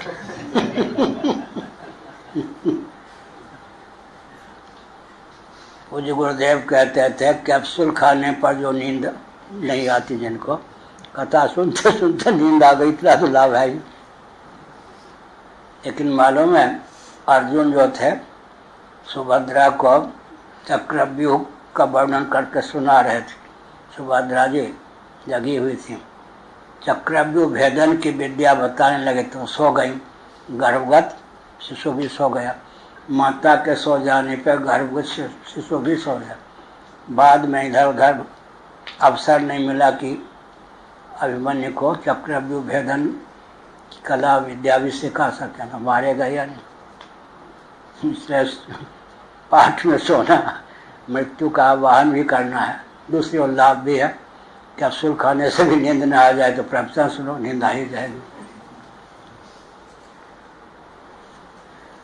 एक पंडित जी पढ़ा रहे थे, एक ब्रह्मचारी जी सुन रहे थे। ऋषिकेश की बात है, हरिद्वार। किसी ने कहा कि आप सो रहे हैं ब्रह्मचारी जी। उन्होंने कहा घोड़े को भी नींद आ जाए इस पाठ में मत घोड़े को भी नींद आ जाए पाठ में, मैं तो मनुष्य समझने लगे। ठीक है बात। स्वम लोकम आत्माख्यम आत्मत्वेन अव्यभिचारित्वाद। अस्खलित होने वाला तो आत्मलोक ही, आत्मस्वरूप लोक, बाकी तो स्खलन युक्त है। अदृष्टवा देखे बिना माने जाने बिना। वो कौन है? हम ब्रह्मास्मि, मैं ब्रह्म हूं। एक सच्ची घटना है मध्य प्रदेश के। एक गंवार व्यक्ति को, बिल्कुल किसी व्यक्ति ने, वो व्यक्ति को भी मैं जानता था, कहा तुम ब्रह्म हो, मैं भी ब्रह्म हूँ। अच्छा, फिर कहा दंडवत करो। गुरुजी या तुम उसको ब्रह्म नहीं बनाते, तुम भी ब्रह्म मैं भी ब्रह्म, में क्यों दंडवत करूं? अब वो व्यक्ति आया, उस समय स्वामी वामदेव के पास था। उसने कहा मेरा गुरु मुझको कहता दंडवत करो। उसके गुरु को भी हम जानते थे, वामदेव कहते थे। अब बताइए, जब ब्रह्म बना दिया तो मैं क्यों दंडवत करूं, वही क्यों न करे? उन्होंने कहा दंडवत ऐसे गुरु को दंडा लेकर पीटो जिसने तुम मूर्ख को ब्रह्मास्मि कहा। पहुंच रहा बच्चा, इसलिए कहा अहम ब्रह्मास्मि, अहम माने मैं ब्रह्म हूं। या ब्रह्मा हम परमम पदम, उलट पुलट कर लंका जारी, कूद पड़ा पुण्य सिंधु बजारी। श्रीमद् भागवत में दोहरा महावाक्य है, ऐसे उलट पुलट कर, एक की प्रधानता न रह जाए, इसलिए अहम की प्रधानता न, अहम ब्रह्म परम धाम ब्रह्माहम, तो दोनों मिलकर जो अहम वही ब्रह्म, जो ब्रह्म वही हम। अहम ब्रह्म परम धाम ब्रह्माहम परमम पदम। प्रशंसा नहीं है, पर गुरु की प्रशंसा है। भगवान सूर्य से मुझे ब्रह्म ज्ञान प्राप्त है। कुछ गुरुदेव के चरणों में बाद में मैं गया, मेरा सिद्ध होकर घूमने का अवसर तो था ही। अब भगवान सूर्य से गणित का ज्ञान भी प्राप्त है। गणित का ज्ञान तो यहीं, दूसरे दिन छत्तीसगढ़ जाना था, सूर्यास्त के बाद एकांत में बैठा था, कंप्यूटर से पाला नहीं पड़ा था उन दिनों। कंप्यूटर का उन दिन आविष्कार हुआ था या नहीं हुआ था। रात्रि में प्रथम प्रहर में सौर मंडल से लेकर मुझ तक रश्मियाँ दिखाई पड़ी, मुझको घेर लिया। रश्मियों ने अपने जाल में फंसा लिया, जैसे मछुआरा जाल में फंसा रहता मछली को। मैंने मन ही मन कहा आप कौन हैं? उन रश्मियों ने उत्तर दिया हम गणित हैं। हमने कहा हमारे हृदय में समा जाइए, जब हम स्मरण करें तब प्रकट हो जाइए। गणित का ज्ञान भी 1,00,000 पृष्ठों की सामग्री कम से कम मस्तिष्क में ऐसी है कि भूमंडल पर गणित का कहीं है ही नहीं ज्ञान। सूर्य भगवान के पास तत्व ज्ञान भी सूर्य भगवान के पास है। जब वरदान दिया तत्काल एक भविष्य में चरितार्थ होगा, सूर्य भगवान का दिया हुआ भविष्य की गति से दिया हुआ है अपने आप। इसकी कृपा है बड़े भाई। 10 साल की अवस्था में यज्ञोपवीत हुआ, संध्या वंदन सिखा रहे थे। चक्षुर मित्र से वाक्य आया। मैंने कहा मित्र किसको कहता है? यहाँ सूर्य का नाम मित्र है। उसी समय भगवान सूर्य को मैंने सखा मान लिया। भगवान सूर्य ने भी मुझे सखा मान लिया। बाद में तत्व ज्ञान दिया तो गुरु भी हो गए। गणित का ज्ञान दिया, गुरु ही हो गए। एक वचन उन्होंने और दिया है अपनी ओर से, भविष्य में कारगर होगा तब बताऊंगा।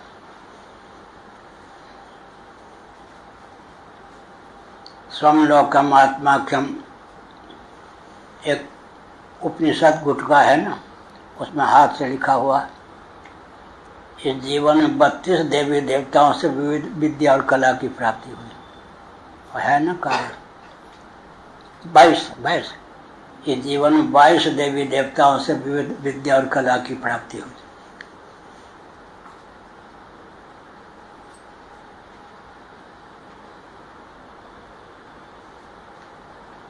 गरुड़ जी भी हैं। स्वलोकम आत्माख्यम आत्मत्वेन व्यभिचारित्वात् अदृष्ट्वा हम ब्रह्मास्मिति प्रैति म्रियते। अपनी ब्रह्मरूपता को जाने बिना जो मर जाता है, स यद्यपि स्वलोक अविदितो अविद्यया व्यवहितो और स्वल इव अज्ञात एवं एनम अज्ञात एवं अज्ञात एनम अज्ञात एनम संख्या पूर्ण इव लौकिक आत्मानम न भुनक्ति न पालयति शोक मोह भयात् जिदोषापनयन। यह का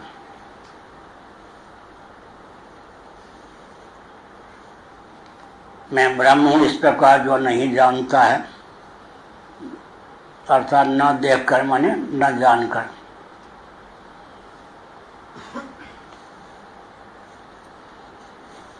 एक था कोई निमसान का, मैं वृंदावन मुरियाबाजी का आश्रम में रहता था, वहाँ आ गया बार बोलापन उसमें, आपको आत्म साक्षात्कार हुआ? हम समझ गए कि निमसारण के दंडी स्वामी का चलवा होगा, हम तो पुराने चलवाते उनके। हमने कहा कि आज तक किसी को साक्षात्कार हुआ? किसी को नहीं हुआ ना। ब्रह्मा हैं, सुखदेव जी हैं, किसी को नहीं हो ना।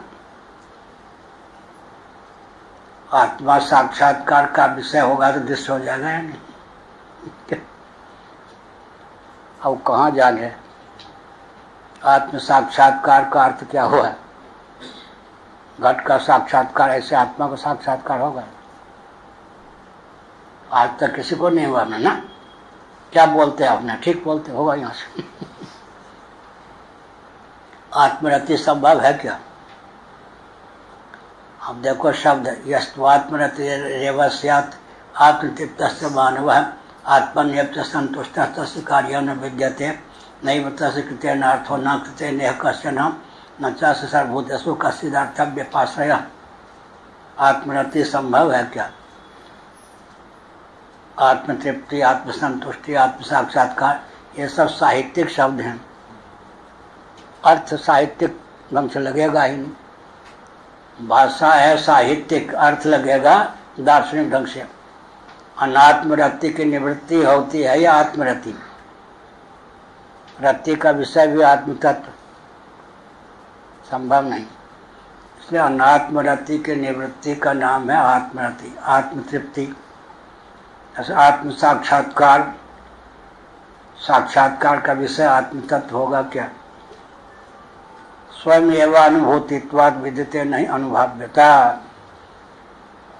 अनुभव स्वरूप जो आत्मा है वो अनुभाव्य हो संभव ही नहीं है। अनुभाव्य माने अनुभूति का विषय। पंचदशी काल विद्यारण्य स्वामी जी ने स्वयं एवं अनुभूतित्वाद विद्यते नहीं अनुभाव्यता। अनुभव स्वरूप आत्म तत्व है, अनुभाव्य नहीं है, अनुभव का विषय नहीं है। इसलिए शब्दों की प्रवृत्ति होती है साहित्यिक शैली में, अर्थ साहित्यिक शैली में नहीं लगता, अर्थ दार्शनिक शैली में लगता है। अनात्मरति की निवृत्ति का नाम आत्मरति है।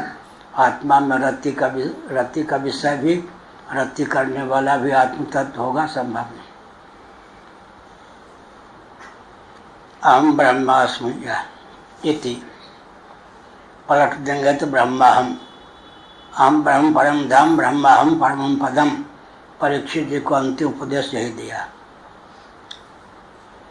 प्रैति माने म्रियते, स यद्यप स्वलोका अविदितः अविद्यया व्यवहितो स्व इव ज्ञातः एनम संख्या पूर्ण इव लौकिक आत्मानं न भुनक्ति न पालयति शोकम भयादि दोषापनयन। वह यद्यप स्वलोक, स्वलोक माने लोक माने प्रकाश, स्वप्रकाश आत्मा स्वरूप अपना वास्तव स्वरूप है। तो भी अविद्या काम कर्म के वशीभूत होकर जो आत्मा को आत्मा का रूप नहीं जानता, सकल अनात्म वस्तुओं से विविक्त अतिक्रांत नहीं समझता और स्वलोक के समान हो गया उसका अज्ञात। मानो स्वलोक होने पर भी स्वलोक नहीं है। यह हुआ दशम संख्या की पूर्ति के समान कहा।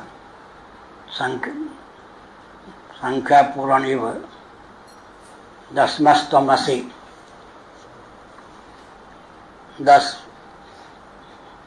9 व्यक्ति का नेता होकर एक व्यक्ति गया समुद्र या गंगा जी का स्नान करने। स्नान के बाद गिनने लगा, 1 2 3 4 5 6 7 8 9। अपने को गिनना भूल गया। वो 10वां मर गया, भाई डूब गया, क्या मुंह दिखाऊंगा, बहुत शोक करने लगा। एक संत देख रहे थे, उन्होंने पूछा क्यों रो रहे? महाराज मैं क्या मुंह दिखाऊंगा, 10 आए थे चले गए। उन्होंने कहा 9 तो जीवित हैं, दिख रहे हैं ना। हाँ, अरे तुम गिनने वाला स्वयं 10वां तो बस। दिल्ली जाना था या कहाँ, दिल्ली की यात्रा करनी थी। वृंदावन में बस स्टेशन पहुंचे, इनको टिकट के लिए भेजा। बच्चे थे, ये 5 साल की आयु से हैं मेरे पास। इनके बड़े भाई सोम ले आए थे, ये कच्छा पहन के सुबह 5 बजे दंडवत करते, मुस्कुरा देता। एक दिन मैंने कहा घर जाओ, मैं महान बनना चाहता हूँ, घर में महान नहीं बन सकता। किसने सिखाया थोड़ा? तो ये हमने कहा कि आजकल टिकट सस्ते हो गए क्या, अपने टिकट दिखाओ। अपने को तो भूल गए थे लेना टिकट, फिर ले आओ। ऐसा ही 10वां स्तोमसी में बेचारा रो रहा था, क्या मुंह दिखाऊंगा, हम 10 आए थे। संत ने कहा 9 तो खोए नहीं ना, गिनने वाले तुम 10वां स्वयं हो, संख्या पूर्ण। ऐसे कहा।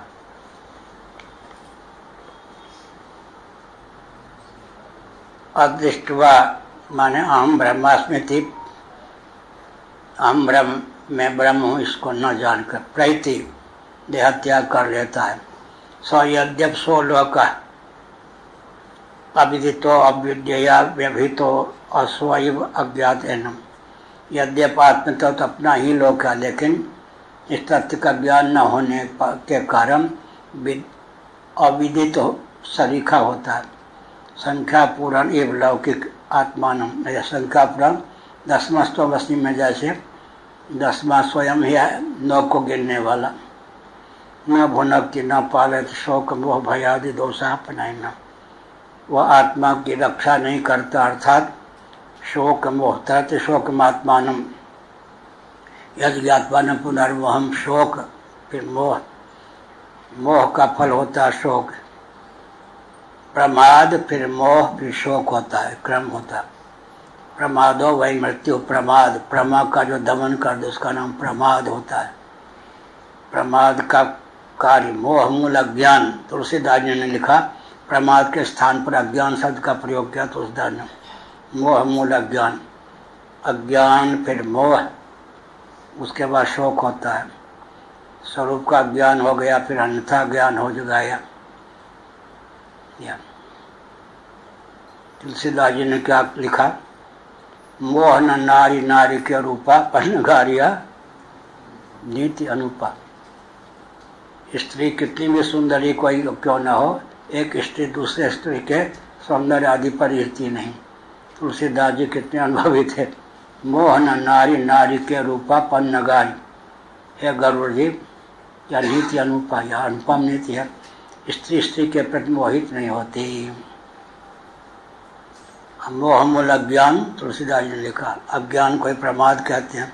प्रमादो वही मृत्यु।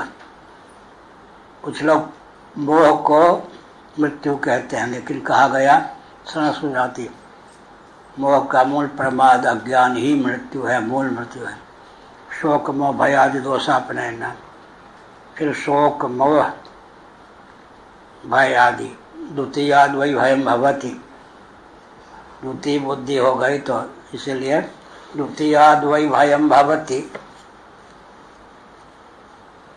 तो हमको होता है कि भगवान शंकराचार्य को ऊपर क्यों रख कर कैसे रख, ये हमको चित्र थोड़े देखते हैं। क्या कहा था? द्वितीयाद वही भयम भवति, वही मन निश्चित। इसकी व्याख्या क्या है? भयम द्वितीयाभिनिवेशतः स्यात्। द्वैत में क्या अभिनिवेश हो जाए भय होता है। पंचदशीकार ने क्या कहा? किसी बच्चे को सर्प व्याघ्र आदि कहीं से कोई खतरा न हो, न सर्प हो वहाँ न व्याघ्र हो, एकांत में छोड़ दीजिए, वन में माता छिप जाए, बच्चा रोने लगता है। अभय भय दर्शिना, द्वैत की सहिष्णुता के कारण वो रोने लगता है। यद्य 5-7 पर बिच्छू आदि कुछ नहीं, शेर इत्यादि कुछ नहीं, लेकिन द्वैत की सहिष्णुता के कारण वो रोने लगता है। भयम द्वितीयाभिनिवेशता स्यात् अभय भय दर्शन, अभय में भय लगता है। द्वैत सहिष्णु जब व्यक्ति हो जाता है, लेकिन विचित्र बात है, मूंदव नयन करता कुछ नहीं। द्वैत सहिष्णु विश्व सुंदरी पत्नी हो या विश्व सुंदर पति हो, उनको भी भोला कर, या बेटा कितना लाडला प्यारा क्यों ना हो, उनको भी छोटा बेटा, उनको भी 16 कर सोने की भावना होती है। स्वयं विश्व सुंदर हो या विश्व सुंदरी हो, शरीर को भुला करके भी इंद्रियां फुदकती रहें, कभी नींद नहीं। अब इंद्रियों को भी सुलाना चाहता है व्यक्ति, मन फुदकता रहे, बुद्धि फुदकती रहे, तो इसका मतलब सबसे आँख मिचनी पड़ते हैं। सुसुप्ति का जो वेग है ना, वह वैराग्य का मूल, उस पर ध्यान जाए तो किसको किसी भी दूसरे को देहेंद्रीय प्राणांतःकरण को, प्राण बहुत प्यारा है, प्राण स्पंदन पर ही ध्यान रहेगा तो विक्षिप्त हो जाएंगे। सबसे ऊंची बात क्या है? प्रिय मोद प्रमोद,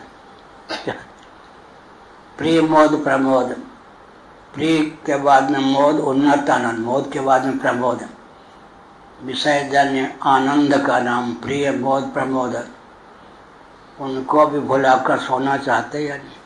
सुसुप्ति का वेग ही पानी फेर देता है सब पर। क्या एक विचित्र बात है। देह इंद्रिय प्राण अंतःकरण, पत्नी बेटे आदि की तो बात छोड़ दीजिए, देह इंद्रिय प्राण अंतःकरण विसर्जन आनंद को भी, जहाँ विसर्जन आनंद होगा वहाँ तृप्ति होगी ही।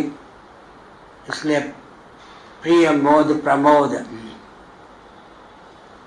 प्रिय से ऊंचा मोद, मोद से ऊंचा प्रमोद है। सुसुप्ति का जो वेग है वही सिद्ध कर देता है, नवारे सर्वस्य कामाय सर्वम प्रियम भवति, आत्मनस्तु कामाय सर्वम प्रियम भवति। बारह हो गया। श्री राम महादेव, श्री राम जय राम, जय जय राम, श्री राम जय राम।